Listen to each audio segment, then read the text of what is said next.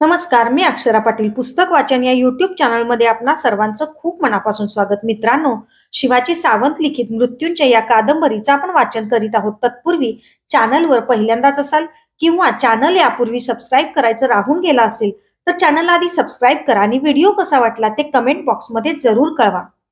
Shown 26. धावत्या रथचक्राचे आरे एकामागून एक पुढे सरकतात तशी वर्षा मागून वर्ष सरकत होती. दिग्विजयी कर्ण ही दादाची कीर्ती मागं पडून दानवीर कर्ण ही कीर्ती आता सर्वांमुखी झाली. त्याच्या सर्व पुत्रांना दानवीराचे सुपुत्र म्हणून सर्वजण आदरभावानं वागवित होते. हिमालयाच्या सलग पर्वत शिखरांसारखे ते आता धिप्पाड झाले होते.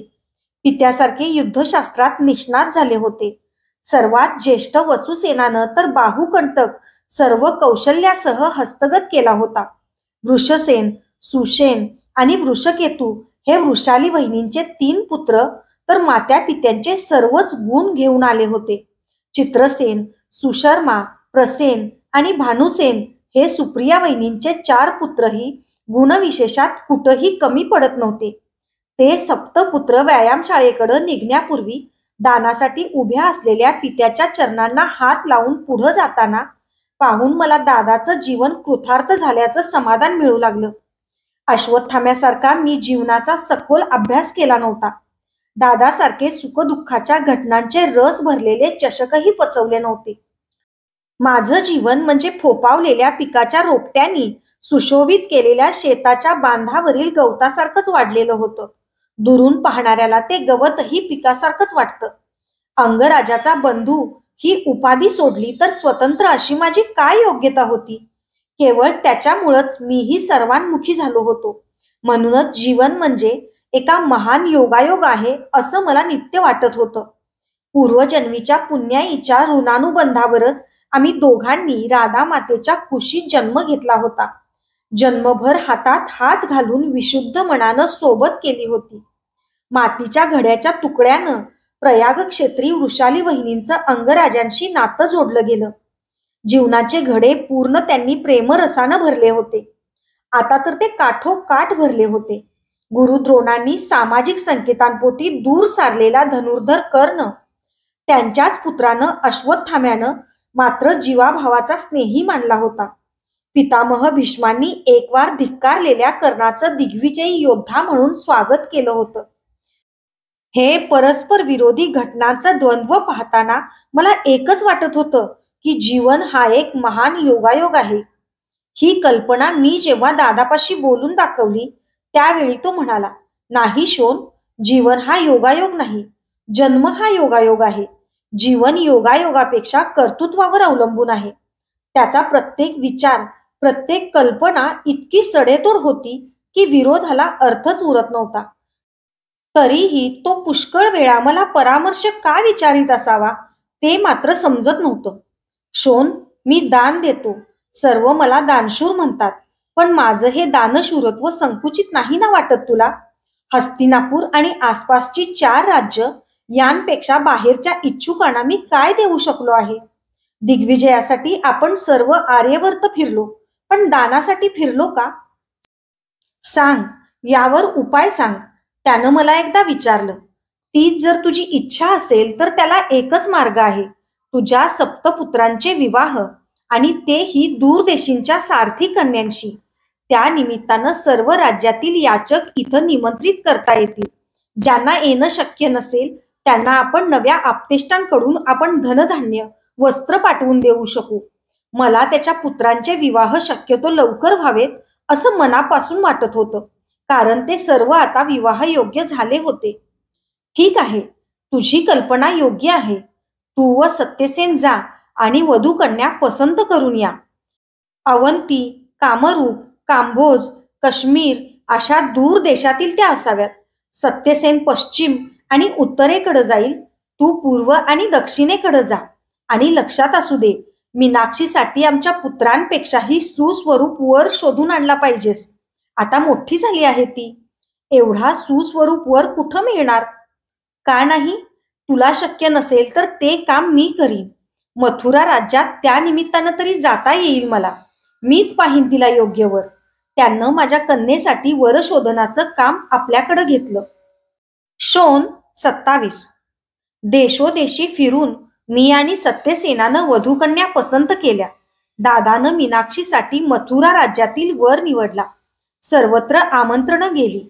त्या आमंत्रणात नव्या आप्तेष्टांना अधिकात अधिक अनाथ अपंगांना घेऊन येण्याची विनंती आग्रहानं केली गेली होती.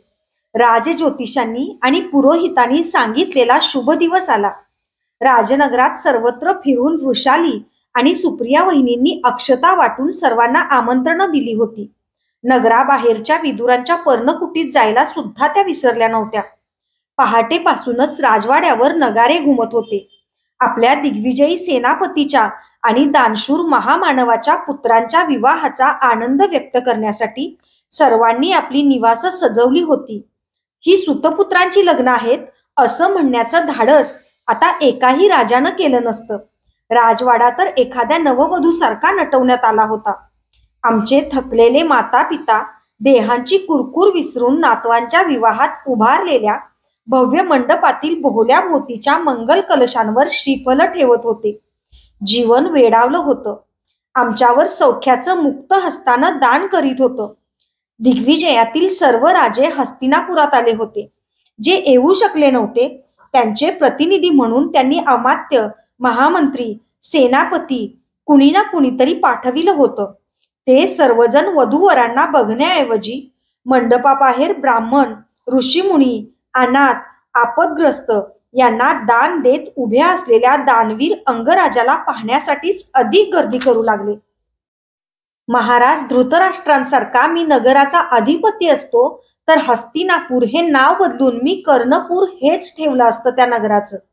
सर्व सोहळा पाहून भारावलेला विदर्भराज रुक्मी मला हे म्हणाला. विवाह पार पडले. देशोंदेशीचे तृप्त याचक जयतू कर्ण जयतू असे आशीर्वाद देत निघून गेले. त्या रात्री सर्व नगरभर समयांची रोषणाई पाहताना स्वर्ग आकाशात आहे की धरतीवर याचा मला संभ्रम पडला.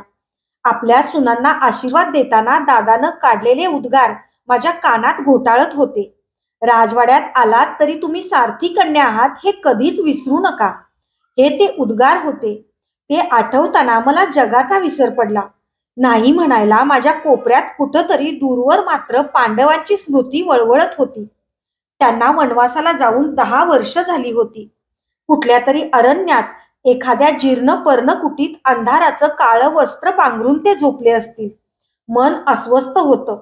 मीनाक्षीला पतिगृही पाठविताना होणारं दुःख, तिच्यासारख्या 7 मीनाक्षी सुनांच्या रूपात वाड्यावर वावरत आहेत हे पाहून मी गिळून टाकलं.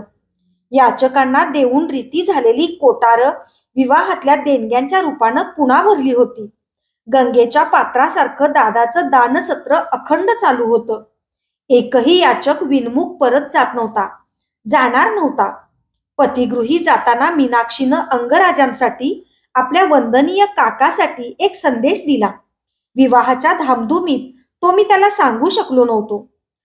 तुमच्या कुंडलांशी खेळणाऱ्या नातवांना पाहण्यासाठी मी लवकरच परत येईन असा तो संदेश होता. तो सांगून त्याच्या प्रसन्न मुखावरचं हास्य फुलवावं म्हणून मी त्याच्या महालाच्या द्वारात उभा राहिलो. पण सूर्योदय झाला तरी त्याच्या कक्षाचं द्वार बंदच होतं. 8-10 वेळा ठोठावलं तरी आतून प्रतिसाद काही येईना. शंकेनं मन झाकोळून गेलं. असं पूर्वी कधीच घडलं नव्हतं. दादा, द्वार उघड. दादा, मी भयानक कसा तरीच बोललो. कोण? शोन. आडदंड दूर झाला. द्वार उघडलं गेलं. सोनेरी केसांच्या कुरळ बटा विखुरल्यामुळं त्याचं सदैव प्रसन्न दिसणारं मुख चिंताग्रस्त दिसत होतं. पाठीवर हातांची गुंफण बांधून तो एकसारखा कक्षात इकडून तिकडं अशा अस्वस्थ फेऱ्या घेऊ लागला. का? काय झालं? तुझं मुख एवढं म्लान का? मी न राहून विचारलं. काही सुचत नाही शोन. कशाबद्दल बोलतो आहेस तू? स्वप्नाबद्दल. रात्री मी एक अद्भुत स्वप्न पाहिलं आहे. कोणतं स्वप्न? अरे, स्वप्न काही सत्य नसतात. नाही शोन, हे स्वप्न सत्य ठरणार असं माझी मनोदेवताच मला सांगते आहे. या स्वप्नात साक्षात सूर्यदेवांशी माझं संभाषण झालं आहे. काय काय झालं संभाषण? ते म्हणाले की उद्या प्रत्यक्ष इंद्र याचक म्हणून तुझ्या द्वारात येणार आहे. धन, संपत्ती, वस्त्र, गायी यांपैकी काहीच न मागता तो मागणार आहे. काय मागणार तो? कवच आणि कुंडल सोना, कवच आणि कुंडल, आणि तीही अर्जुनासाठी. तो द्रुतगतीनं अस्वस्थ फेऱ्या घालू लागला. नाही दादा, काही झालं तरी हे दान मात्र तू मुळीच देऊ नकोस. हे दान नाही, हे दास्य ठरणार आहे. मी जवळजवळ किंचाळलो. माझं शरीर थरथरत होतं. हेच मला सूर्यदेवांनीही निक्षून सांगितलं आहे.